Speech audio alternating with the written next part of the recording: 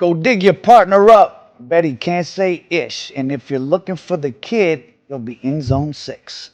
Those are the verses that Gucci Mane dropped on Jeezy's head during the Verzuz battle not too long back, which incidentally was the highest rated one. And that was referencing the unfortunate demise of one Pookie Loc, an aspiring Macon, Georgia rapper who fell under apparently the bad decision making of Young Jeezy and or Corporate Thugs Entertainment. The month was May, the year was 2005. This was the peak of the BMF era of Big Meech and his Black Mafia family's power, not only as the primary conduit of foreign yayo into the streets of the black underworld, but as cultural tastemakers. They were very influential in Atlanta at a time when Atlanta was becoming the most influential city in certain genres of pop culture, at least. They had been unable to make Blue Da Vinci a music star despite lavish spending on his projects, but a rapper from rural Georgia named Young Jeezy had been clever enough to use BMF and crafty enough to abandon ship before he went down with the ship later on. Jeezy's first regional hit and Gucci Mane's first regional hit, it was really Gucci Mane's song, was called So Icy. And it was in heavy rotation in May of '05, and it was introducing the country to the heavily Detroit-influenced Atlanta trap rap sound that would eventually take over. Another rapper from a small town, but in Alabama, like I said, Gucci Mane, was also on the song, and the two young rappers were in dispute about ownership and rights to the song. And one of the current hot producers, Zaytoven, that was one of his first big songs, and shout out to Al Nuke, who's working with Zaytoven right now. And as an aside, Zaytoven doesn't drink or smoke weed, or if I should do that, that's another story. Okay, so the song is out, and Jeezy and Gucci Mane are trading words, yes, off the record in the streets of Atlanta, and Jeezy decides to make a diss song. And that's why a young rapper from Macon, Georgia was on a dead-end street called Springside Run, along with 4 other men dressed in black and running up to the front door in broad daylight. Apparently they weren't too experienced at this because a neighbor saw them. I don't know if he called the police. I mean, really, robbing somebody, you can just, and you know where they're at, you can just hang out outside and stick a gun in their mouth when they come out, but that's not what they did. One had brass knuckles, one had a gun. They got in the door. I'm not sure if the stripper let them in. Oh, I forgot that part. Gucci Mane was inside the apartment with the stripper letting her hear his new song so she might request it. And no, that sounds funny, but actually this is a time when the strip clubs were becoming really popular for breaking records, and the strippers had to request them from the DJ. So if you could pay some strippers or get them on your team to request your song, it was part of the promo game. So either way, whether these guys followed him there or she called it in, they run in the living room, one of them hits Gucci Mane, and Pookie Loc goes for a gun, I guess, and Gucci Mane was faster, and he's hit. And the 5 guys run out. Remember, this is daytime. 4 of them run off. Pookie Loc's hit. He kind of drifts off into a wooded area, and he drops. So like I said, So Icy was bubbling in Atlanta and Detroit at the time. It had been Gucci Mane's song, but Jeezy's snowman marketing, if you remember back then, was very strong. And, people kind of, when one person's a little more bubbling than the other at the time, people tend to think that's their project. And because of Big Meech sort of adopting Jeezy into BMF, at least when it came to popping bottles and hanging out in the clubs, it made a powerful marketing appearance in the clubs in the streets of the ATL. And that kind of overwhelmed Gucci Mane's marketing. And like I said, most people remember Jeezy more and thought about it as his song. In fact, at this point, Gucci Mane and his rap style, which is kind of considered very influential now, was still kind of like a joke. People would ask, was he retarded and this and that? And he actually, of course, went on to have a huge career. But Mr. Radrick Davis had the last laugh when it came to getting money. Gucci Mane had been talking greasy about Jay Jenkins on the radio and in the streets, like I said, so Jeezy came back with the diss song.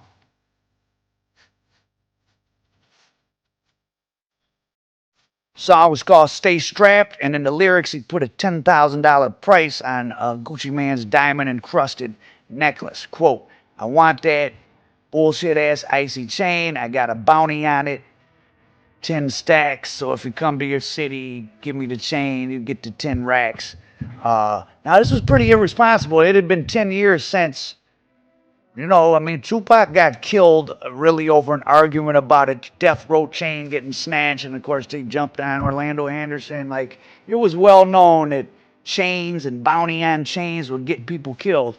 Maybe Jeezy didn't realize the seriousness of what he did, being from a place, Hawkinsville, Georgia, where there's not as much violence as in the big city. But Pookie Loc had first come to Atlanta in 2000 with this group Locish Lifestyle, and they kind of freestyled in a open mic thing, and they won, and they got some momentum, and they had made a few albums, and they were back and forth from Macon to Atlanta, and at this time in '05 they were up in the ATL, were meeting with corporate thugs about getting signed, which means, okay, this was a long time ago, and Jeezy, there was no conspiracy charge or anything, but if he was up there meeting with corporate thugs, then it's a good chance Jeezy knew what was going to happen. And in fact, Kinky B. Ellerby, who was Jeezy's business partner in starting this whole movement,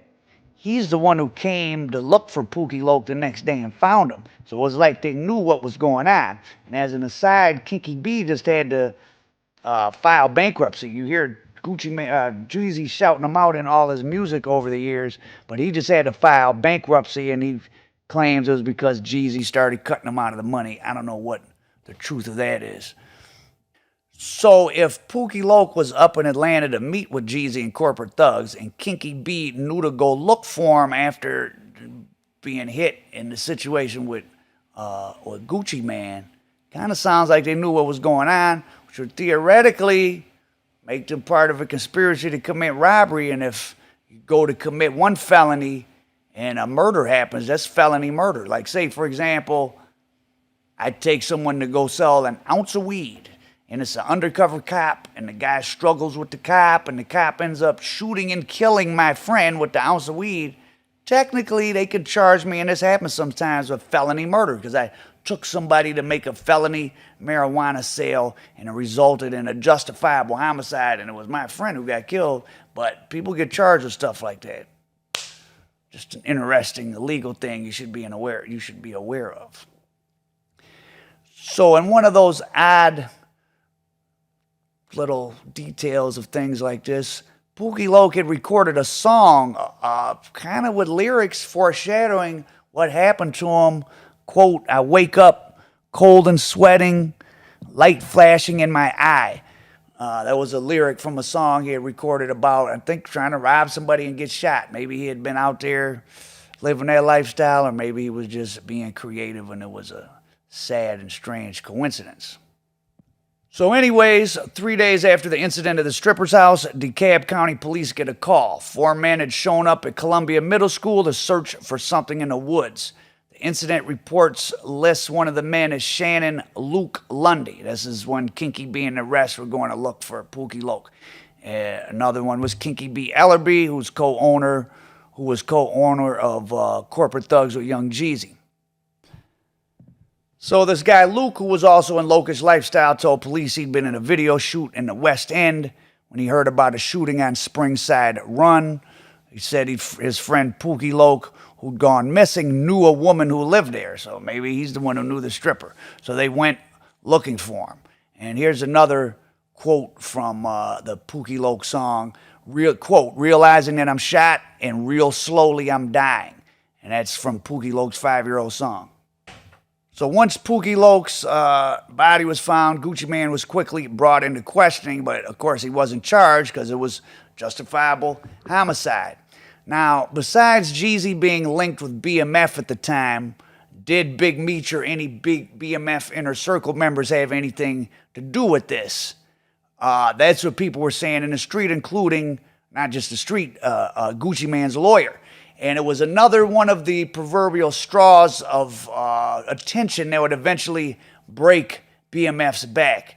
At the time, they were high profile in Atlanta as a crew that partied like celebrities and dropped money like they were printing it. Now, neither Locust Lifestyle's manager, Terrence Bivens, nor its third member, Carlos Lowdown Rhodes, was in Atlanta at the time of Pookie Loc's death, but they both unequivocally denied BMF would have had anything to do with it, though I don't know how they would know. Perhaps they were scared, or, they were sticking to the code of the streets, but they said, quote, BMF had nothing to do with it, not anything, period.